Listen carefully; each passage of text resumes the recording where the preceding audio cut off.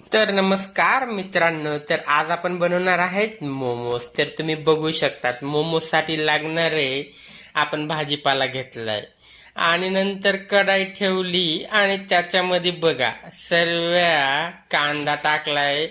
नंतरून आपण वरून त्याच्यामध्ये टाकलाय थोडा शिमलाला थोडासा कडकडलंय आणि मग आपण काय टाकलंय त्याच्यामध्ये तर तर आपण टाकली एक कोबी टाकली ना, अशी गरा गरा गरा गरा फिरवली. मग फेकून मारला गाजरालाही फिरवलंय.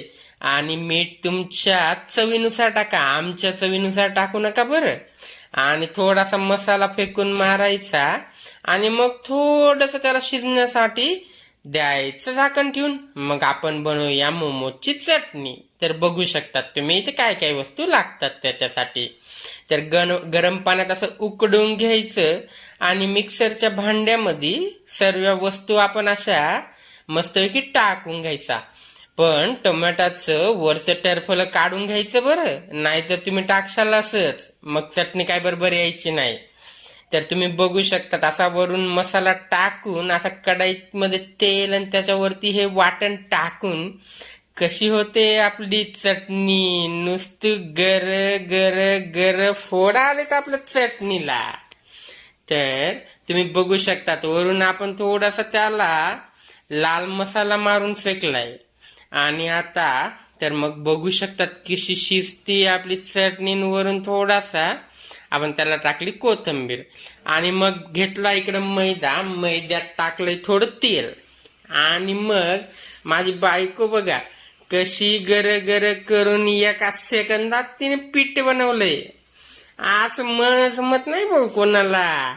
आणि मग अशी गोल गोल गर गर गर लाटून घ्यायची. बघू शकतात पृथ्वी सुद्धा एवढी गोल नाही तेवढे हे गोल आले. आणि आता बघू शकतात आपण घेतलं इथे मोमोज आणि मोमोजची फिलिंग भरायला सुरुवात केली. हे बघा हा शेप आपल्याला काही जमला नाही बाबा, पण आपली बायको म्हणजे सुगरण आणि सुगरणला जमणार नाही म्हणजे राहिलाच ना विषय. तर मग तुम्ही बघू शकतात कसा दिसतो हे मोमोज, एकदम झकास.